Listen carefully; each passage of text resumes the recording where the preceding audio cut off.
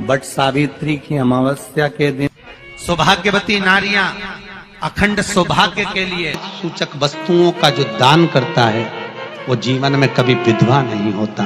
महाराज वो 8 वस्तुएं बताई हैं। पहला कुमकुम, दूसरा पुष्प, चाहे लाल हो चाहे सफेद हो चाहे पीला हो, पुष्प कोई भी हो। तीसरे नंबर पर है चंदन,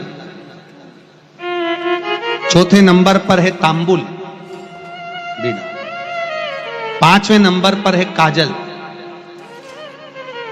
6ठे नंबर पर है ईख, क्या बोलते हैं यहां पर ईख को, क्या बोलते हैं, गन्ना, ईख। 7वें नंबर पर है लौंग, खाने वाली जो लौंग होती है, लौंग। और 7वें नंबर पर है, 8वें नंबर पर है जीरा। जीरा ये भी सौभाग्य सूचक है। कहते हैं बट सावित्री की अमावस्या के दिन बिना नमक का भोजन कर कर, सुबह बिना नमक का भोजन करें, एक समय फलाहार करें बिना नमक का, और तुला दान के बराबर एक पलड़े में अपन बैठकर 8 वस्तुएं तुला की रख कर जो दान दे देता है वो नारी कभी विधवा होकर नहीं जाती, 7 जन्म तक अखंड सौभाग्यवती रहती है। अखंड सौभाग्य। एक विवाह, एक मृत्यु और उसके बीच का जो समय होता है उसमें नारी जब भी अपने मांग में सिंदूर भरती है, अपना 16 श्रृंगार करती है, तब नारी को अकेले में अपने कमरे में, अपने भवन में श्रृंगार करना चाहिए। यहां तक शास्त्र कहता है कि छत पर खड़े होकर भी बाल नहीं बांधना चाहिए। एक पीठिका ने बाल बाए थे खड़े होकर छत पर, और तोते का बच्चा उड़ते हुए आया था और बकासी आने पर मुख में प्रवेश कर कर गर्भ में बैठ गया था। वो कथा भी हमारे यहाँ। बट सावित्री की अमावस्या के दिन सौभाग्यवती नारियां अखंड सौभाग्य के लिए, बट सावित्री का व्रत आप लोग करते हैं, कई लोग अखंड सौभाग्य के लिए करेंगे। इस बट के पेड़ के नीचे भगवान विष्णु शंकर जी से विनती करे थे वर के लिए, इसलिए अखंड सौभाग्य का देने वाला। दिल से बताना, जितनी सौभाग्यवती माताएं होती हैं ये संक्रांति पर भी 13 चीजें दान करती हैं, 14 चीजें दान करती हैं। बीच में कोई 16 सोमवार का उद्यापन करेंगी तो भी सुहाग की सामग्री देंगी, उद्यापन करेंगी तो भी सुहाग की सामग्री देंगी, कोई कार्य करेंगी तो भी सौभाग्य की सामग्री देंगी। सौभाग्य की सामग्री का दान क्यों किया जाता है? सौभाग्य सूचक वस्तुओं का दान क्यों किया जाता है? सौभाग्य की वस्तुएं क्यों प्रदान करी जाती है, क्यों दी जाती है? उसका कारण क्या है?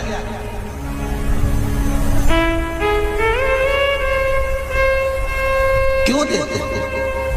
महाराज, भारत की भूमि की सौभाग्यवती माताओं का एक मन की अभिलाषा रहती है, भारत की भूमि की माताओं की एक अभिलाषा रहती है कि जब उसके प्राण छूटे तो अखंड सौभाग्य धारण करके पति के कंधे पर और पुत्र के कंधे पर शमशान कर।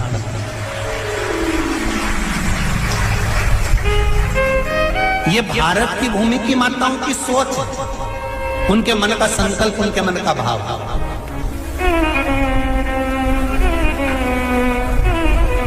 क्यों देते हैं चूड़ी का दान, क्यों देते हैं बिंदी का दान, क्यों देते हैं अखंड सौभाग्य का दान? किस एक बिछुड़ी नहीं, कितनी, 2, 3, 4, 5, एक एक पांव में जोड़े से बिछुड़ी होना चाहिए, केवल एक नहीं, सिंगल नहीं। वो तो आजकल का फैशन हो गया महाराज, जो केवल एक बिछुड़ी धारण कर लो उसी में फैशन दिखे। शिव महापुराण की कथा कहती है जब बेटी को विदा करा जाता है और पहली बार बेटी के पांव में जब बिछुड़ी डाली जाती है तो वो बिछुड़ी भी अलग अलग नहीं होती, उस बिछुड़ी के जोड़ को चेन से एक दूसरे से बंधा हुआ। बोला सही है कि गलत है? जितने आस्था चैनल पर कथा सुन रहे हैं, जितने फेसबुक पर सुन रहे हैं, यूट्यूब पर सुन रहे हैं, सुन लेना कि मेरे भारत की माताओं का जब पाणी ग्रहण संस्कार किसी व्यक्ति का होता है, उसके पांव में जब पहली बार बिछुड़ा पिनाया जाता है, बिछुड़ी पिनाई जाती है, तो वो बिछुड़ी भी एक दूसरे से बंधी हुई होती है, चेन से बंधी हुई होती है। उसको अलग अलग वाली बिछुड़ी शादी के मंडप में नहीं पिनाई जाती। क्यों? जैसे ये बिछुड़ी एक दूसरे से पांव में बंधी हुई है, तुम्हारी जिंदगी अंतिम श्वास तक ऐसी ही बंधी की बंधी हुआ है, यही वर्णन है। तो अब माताओं ने थोड़ा सा फैशन चेंज कर दिया, अब पांव में ज्यादा बिछुड़ी नहीं चलती, गड़ती है, चुभती है, एक बिछुड़ी धारण है। हमारा और नहीं, बिछुड़ी भी दो हो, जोड़े से। हमारी माताएं, भारत की भूमि की जो माताएं हैं, ये चूड़ी भी हाथ में पहनती है तो जोड़े से पहनती है। बोलो जैसा सही है कि गलत है? एक अकेली चूड़ी माताएं हाथ में धारण नहीं करती हैं। अगर भारत की भूमि की संस्कारित माताएं हैं और भारत की भूमि की सभ्यता और संस्कृति को जानती है, तो अकेली चूड़ी नहीं, जोड़े की चूड़ी पहनेगी, 2 चूड़ा डालेगी, 4 डालेगी, 12 डालेगी, पर सिंगल नहीं, अकेले। महापुराण की कथा ये कहती है कि पार्वती जी ने और गंगा जी ने जितना सौभाग्य का दान दिया है, उनके बराबर दुनिया का कोई व्यक्ति इतना सौभाग्य का दान नहीं दे सकता जो माता गंगा और पार्वती दोनों दान दे रहे हैं।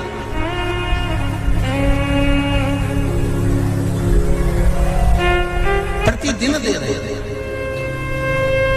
और अब तो फैशन आ गया, तुम लोग जो सौभाग्य का दान देते हो प्लास्टिक की डलिया में देते हो, पर एक एक पुराण को उठा कर देख लेना, एक एक उद्यापन को उठा कर देख लेना। जितनी तुम कथा तुम्हारे घर में छोटी छोटी कथाओं की पोथियां पढ़ी हो, उनको उठा कर देख लेना। उसमें नहीं लिखा कि प्लास्टिक की डलिया में सौभाग्य की वस्तु का दान दिया जाता है। उसमें लिखा है बांस की पिटारी में, बांस की डलिया में सौभाग्य की वस्तुओं का दान दिया जाए।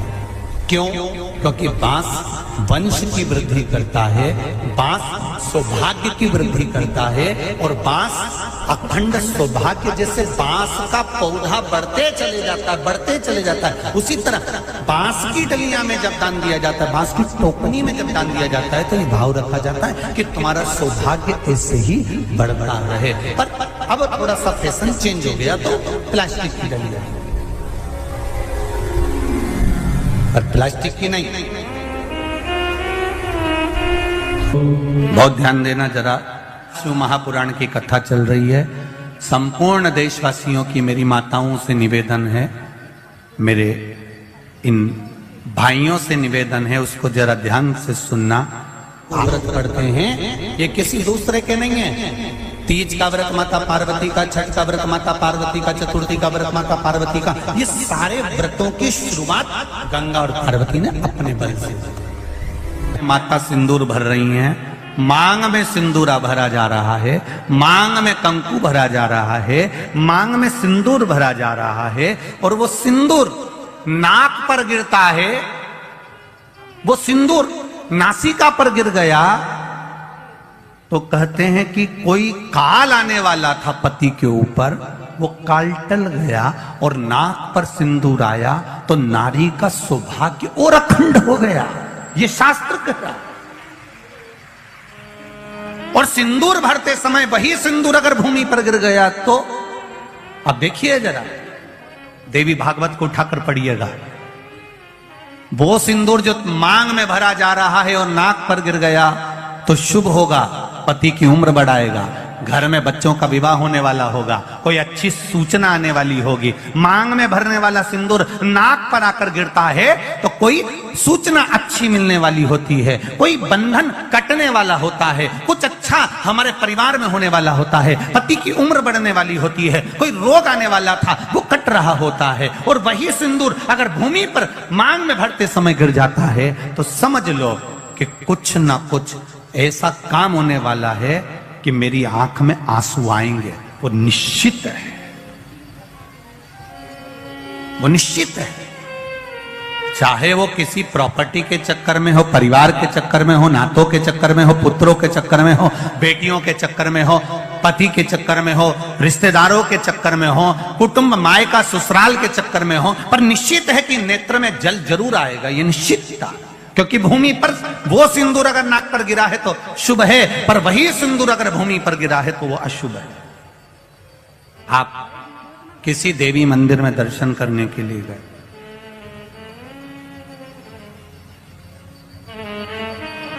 वहां से उन्होंने हनुमान जी के मंदिर का सिंदूर लिया और तुम्हारे माथे पर लगा दिया। समझना जरा कथा को बहुत अच्छे से। उन्होंने हनुमान जी का सिंदूर लिया, तुम्हारे मस्तक पर लगा दिया।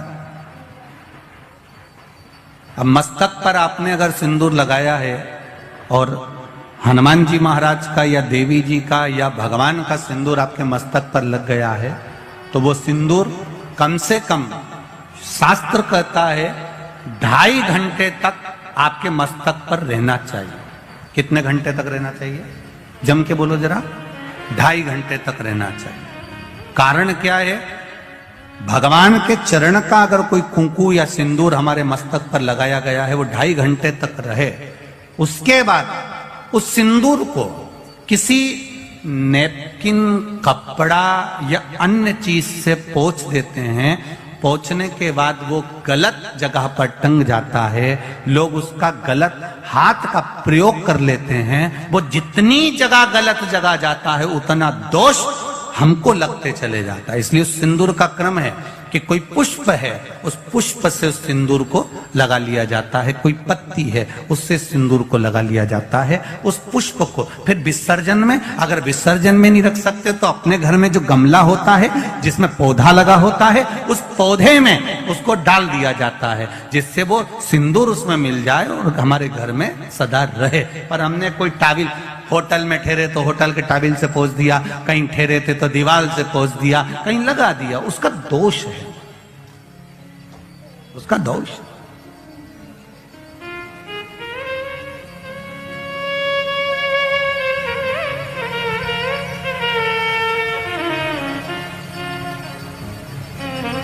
कितना सुंदर बात कहा गया है।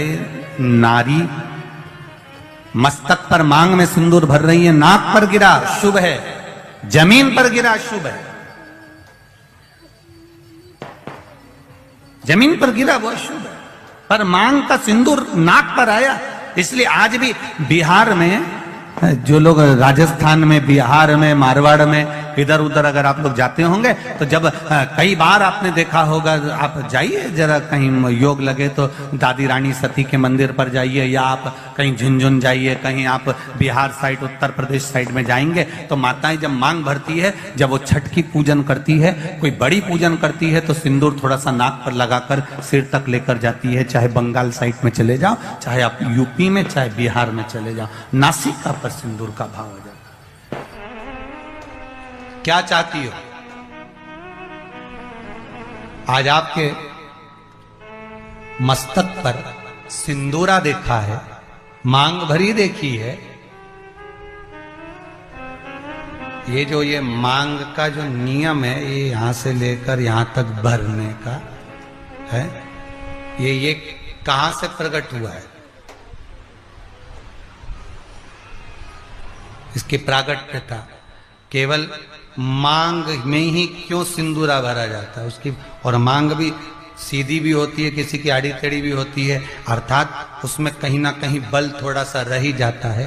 ये नाग लक्ष्मी ने जो मांगा था माता लक्ष्मी से कि मेरी मांग का जो सिंदूर है ये अमर हो, उसका भाव प्रकट कर। लक्ष्मी जी बोली अमर करने का तो केवल एक ही तरीका है कि तुम्हारे पति को विरक्ति उत्पन्न होना चाहिए। क्या उत्पन्न होना चाहिए? विरक्ति। अब पत्नी कहे अभी तो विवाह हुआ और क्यों विरक्ति उत्पन्न कर दो? विरक्ति उत्पन्न करना है। हां, कैसी विरक्ति? आप में से मोह हटे, परिवार में से मोह हटे। और जब परिवार में से, आप में से मोह हटेगा, आप में से, परिवार में से मोह हटेगा, जब मोह हट जाएगा तो तुम्हारा पति नारायण की सेवा में लग जाए। नारायण की सेवा में लग गया, जो भगवान की सेवा में लग गया वो अमर हो गया। भले आप देखना, फिर वही वाली बात आ गई, एक होता है व्यक्ति, एक होता है व्यक्तित्ववान। दो होते हैं। कौन कौन होते हैं? एक व्यक्ति, एक व्यक्तित्ववान। एक व्यक्ति होता है और एक व्यक्तित्ववान होता है। व्यक्ति मरता है, उसको कोई याद नहीं करता, 13 दिन के बाद सब भूल जाता है।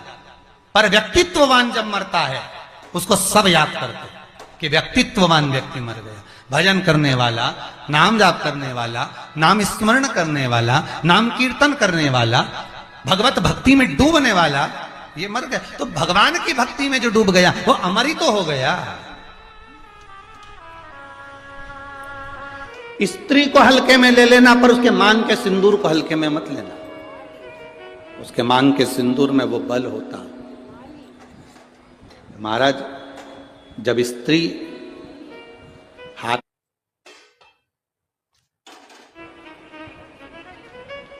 स्त्री को हल्के में ले लेना, पर उसके मांग के सिंदूर को हल्के में मत लेना। उसके मांग के सिंदूर में वो बल होता।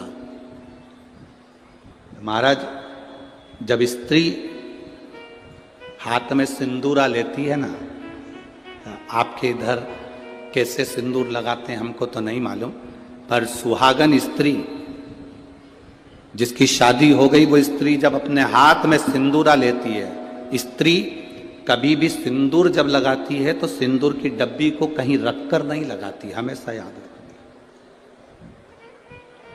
जिस नारी सिंदूरे को नीचे रख दिया, या सिंदूरे को अलमारी पर रख दिया, या सिंदूरे को टेबल पर रख दिया और उसमें से लेके सिंदूर लगा रही है, तो वो नारी, हाँ, एक जगह पर सिंदूरा रखा जा सकता है, जब आप सुहागल कर रहे हो, कोई पूजन कर रहे हो, तो आप देवी जी को, गणेश जी को जो सिंदूर चढ़ा रहे हो, वो चढ़ा हुआ जमीन पर भी रखा हुआ मांग में धर सकते हो। पर जब आप स्वयं 16 श्रृंगार कर रहे हो, उस जगह पर सिंदूरा जमीन पर नहीं रखा जाता। सिंदूरा जमीन पर रखा हो और नारी मांग का सिंदूर भरती हो तो पति को रोग ग्रसित करता ही है, पति रोगीला होता ही है, ये निश्चित है। उसका पति रोगीला जरूर होगा, ये निश्चित है। उसको रोग जरूर घेरेगा, ये पक्का है। स्त्री जब सिंदूरा में, यहां तक शास्त्र प्रमाण देता है कि एक दुल्हन पहली बार जब मांग भरती है और पति उसकी मांग भरता है, तो पति के भी हाथ में सिंदूरा पकड़ाया जाता है और पति अपने हाथ से उस मांग को भरता है। पति के हाथ में सिंदूरा पकड़ाया जाता है। वो सिंदूरा साधारण नहीं है।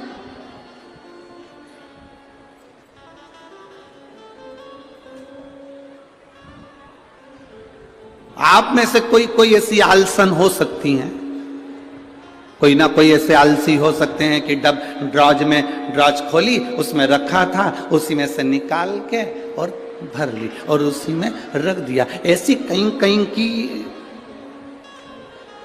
मिस इंडिया हो सकती है, ऐसी कहीं कहीं की। पर मेरा विश्वास कहता है, भिंड जिले की तो नहीं कह सकता कि ऐसी होगी। भिंड जिले की जितनी होंगी हाथ में सिंदूरा लेकर सिर पर मांग भरने वाली ही होगी। सिंदूरा हाथ में लेकर, तो स्त्री को हल्के में ले लो, पर उसके सिंदूर को हल्के में नहीं ले सकते। सिंदूर में वो बल होता।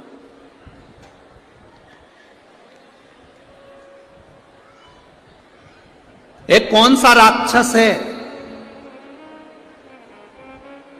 जिसका संहार,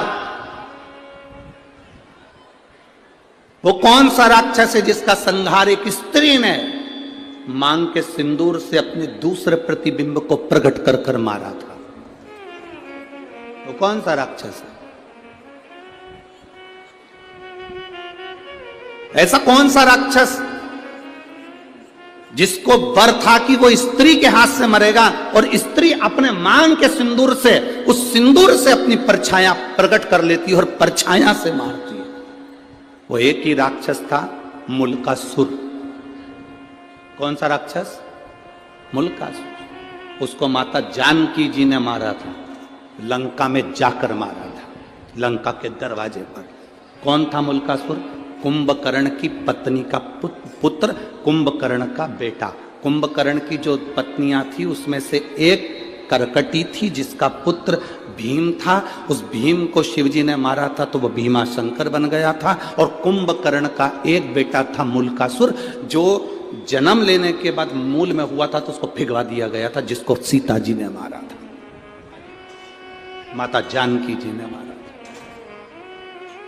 मांग के सिंदूर में कितना बल होता है।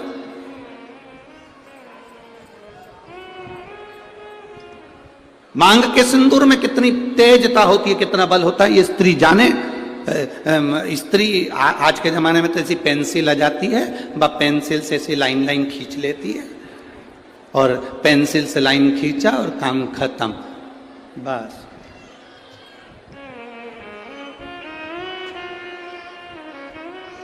नहीं नहीं भाई,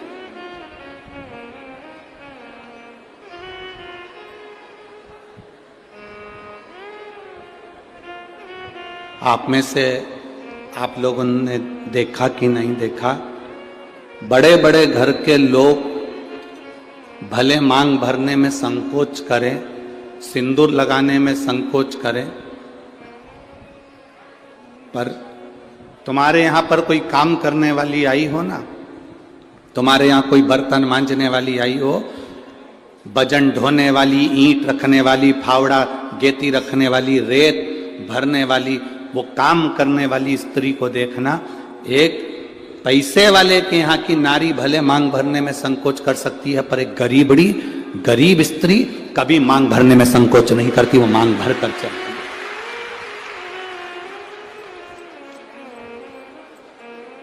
आपके यहां कोई बर्तन मांजने वाला आते हो, आपके यहां कोई झाड़ू लगाने वाली आती हो, आपके यहां कोई पोछा लगाने वाली आती हो, आपके यहां तगाड़ी ढोने वाली आती हो, वो स्त्री मांग में सिंदूर भर कर चलती है। बोलो जी आप लोगों ने देखा है कि नहीं देखा, ईमानदारी से बोलना हो। कथा ऐसे नहीं चलती कि महाराज ने बोल दिया तुमने स्वीकार कर लिया, तुम तो दिल से बोलो कि तुमने देखा कि नहीं देखा। वजन ढोने वाली मांग में सिंदूर भर लेगी और मांग में सिंदूर भरकर वजन ढोलेगी। किसी उस स्त्री से पूछना कि मांग में तो सिंदूर भर लेती है, भले तू कैसी भी दिखे पर तेरी मांग खाली नहीं रहती है, उसका कारण क्या है? तो वो स्त्री कहती है कि मैं कितना भी बोझा ढोलूं, मेरा पति मेरे साथ में वजन ढोने में साथ रहता है। मांग के सिंदूर में वो बल होता है महाराज।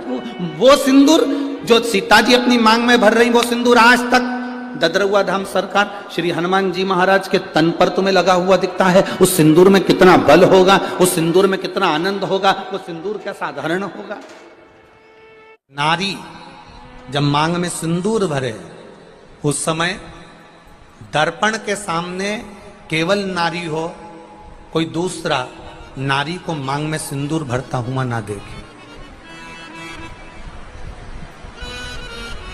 जब नारी गले में मंगलसूत्र धारण कर रही हो या 16 श्रृंगार जब नारी धारण कर रही हो, उस समय पर कोई ना देखे। विवाह के समय पर और एक मृत्यु के समय पर। सौभाग्यवती नारी का श्रृंगार 2 जगह पर भले सर्व रूप में देखा जा सकता है, क्योंकि बाराती सब बैठे रहते हैं और दूल्हा मांग भरता है।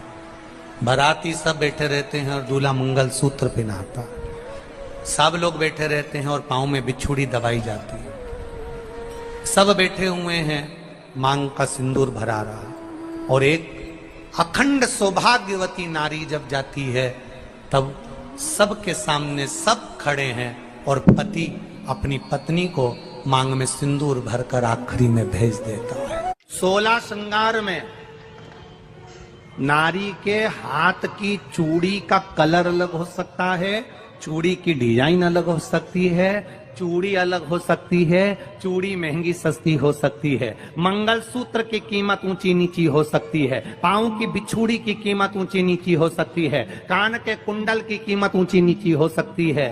तुम्हारे शरीर पर जितने जितने 16 श्रृंगार हैं, उसकी कीमत ऊंची नीची हो सकती है। केवल मंगलसूत्र की डिजाइन बदल सकती है, नाक की लौंग की डिजाइन बदल सकती है, कान के बुंदे की डिजाइन बदल सकती है, हाथ की चूड़ी की डिजाइन बदल सकती है, पांव की पायल की डिजाइन बदल सकती है।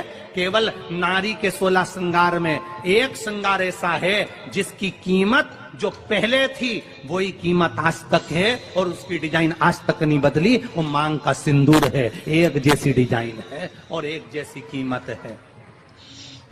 सारे श्रृंगार की कीमत अलग है, पर मांग में जो सिंदूर डाला जाता है वो एक कीमत का होता है, एक डिजाइन का होता है और एक जैसा होता है और वो सबसे भारी होता है। सावित्री यमराज से कह रही है मेरे पति को छोड़ दो। यमराज कह रहा है सावित्री तेरा पति मर चुका है, मांग के सिंदूर को पोंछ दे। सावित्री कहती है पूरा श्रृंगार उतार दूंगी पर मांग का सिंदूर नहीं पूछने दूंगी। तब यमराज ने कहा जब तक तू मेरे मांग का अपनी मांग का सिंदूर नहीं उतारती तब तक तू मेरे पास नहीं आ सकती। भगवान यमराज से सावित्री ने कह दिया मैं भी तुझे वचन देती हूं यमराज, मेरी मांग में जब तक सिंदूर है, जैसे सीता ने लाइन लक्ष्मण जी ने लाइन खींच दी थी और सीता पार नहीं जा सकती थी, मैं भी तुझे वचन देती हूं जब तक नारी की मांग में सिंदूर है तब तक तू उसके पति को उसके सामने लेकर नहीं जा सकता। ये भी मैं तुझे कह देती हूं। यमराज भैंसे पर सवार होकर सत्यवान को लेकर जा रहा था, सावित्री से वचन पर वचन चल रहे थे। अड़ के पेड़ के नीचे छोड़कर आए। क्या चाहिए तुझको, क्या चाहिए तुझको, क्या दूं मैं तुझको, कुछ मांग ले मुझसे। सावित्री कहती है क्या दोगे आप, मेरे पति के प्राण दे दो बस वापिस, और कुछ नहीं चाहिए। यमराज यमलोक में प्रवेश करने लगा।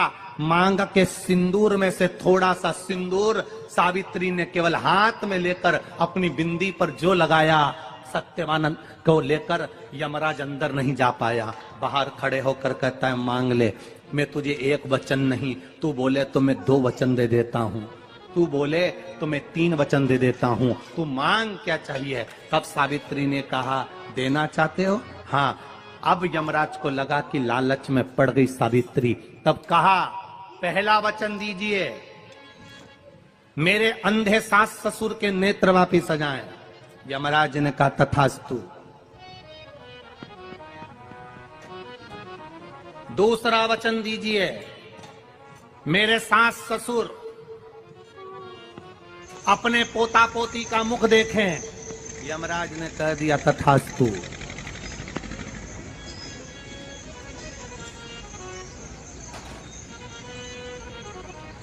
जाओ। यमराज जाने लगे, फिर आग जलने लगे, कहने लगे अब मैं अंदर क्यों नहीं जा पा रहा हूं।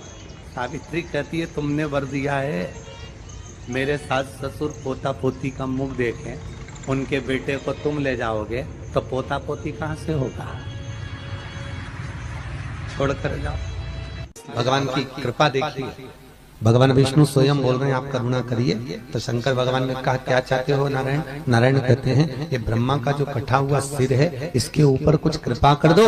भगवान शिव ने कहा अगर आप बोलते हो तो ब्रह्मा का जो झूठ बोला हुआ कटा हुआ सर है, भगवान शंकर कहते हैं इससे बड़ का पेड़ उत्पन्न होगा, बट वृक्ष।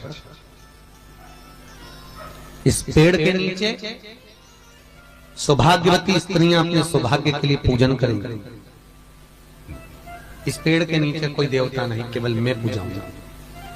पूर्वजों के लिए, पितरों के लिए इस पेड़ के नीचे पूजन करी जाए और मेरा एक नाम इसी वृक्ष के नीचे मैं विराजमान होऊंगा तो बटकेश्वर महादेव के रूप में पूजाऊंगा।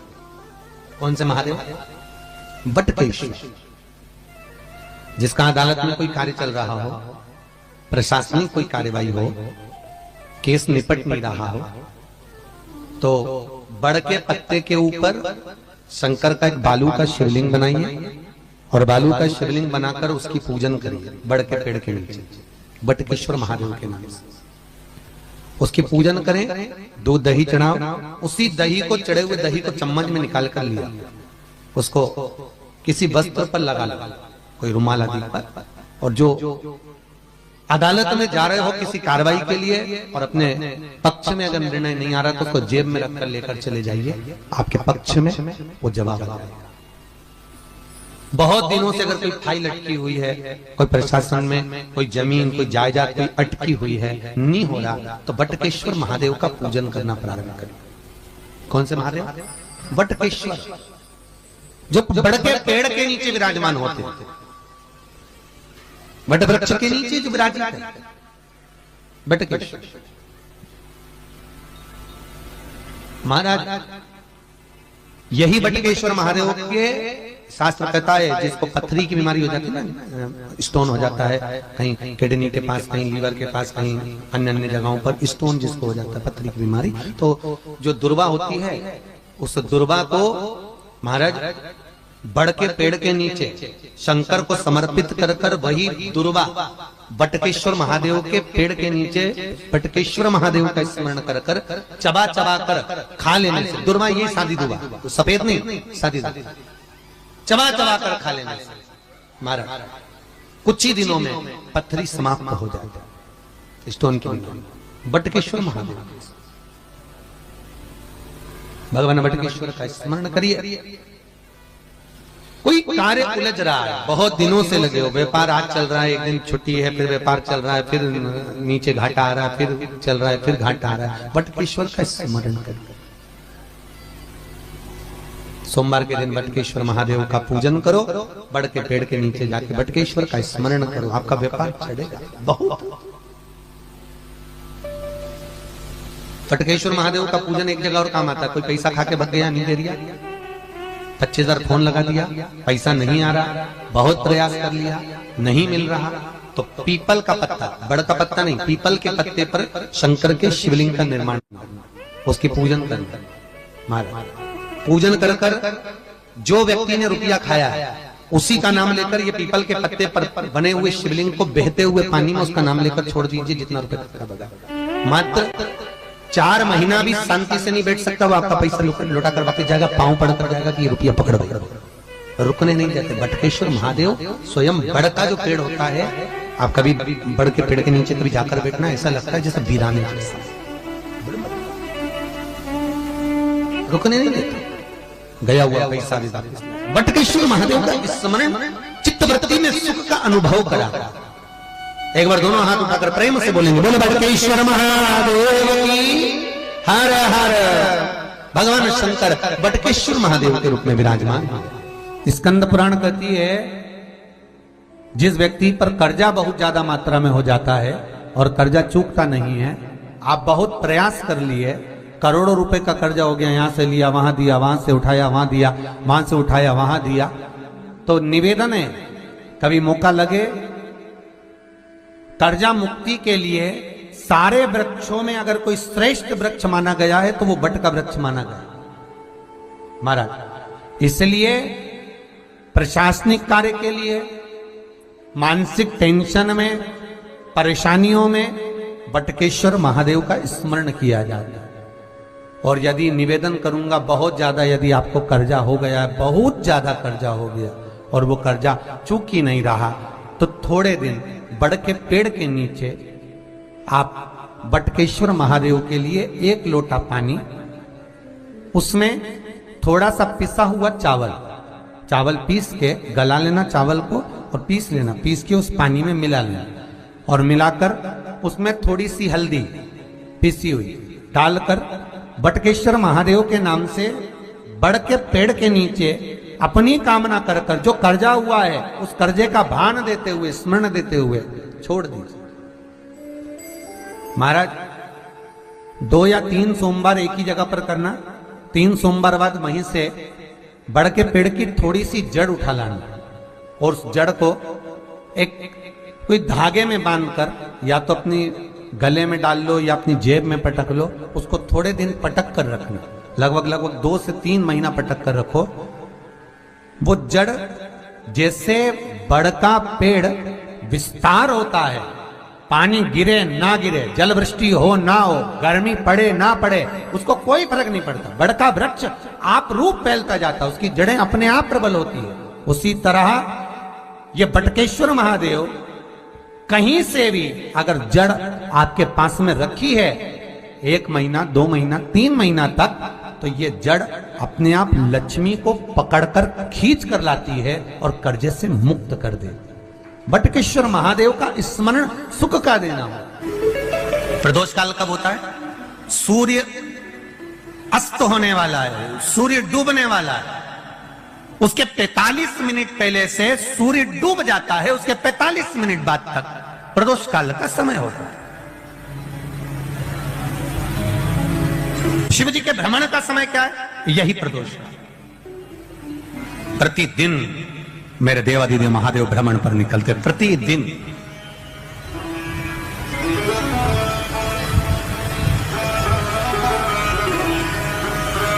प्रदोष काल के समय पर बट वृक्ष के नीचे दिया लगाया जाता है। बट वृक्ष के नीचे लौंग का मात्र भोग रख दिया जाता है। लौंग मात्र, अगर बट वृक्ष के नीचे दिया लगाकर एक लौंग का जल या लौंग भगवान बटकेश्वर महादेव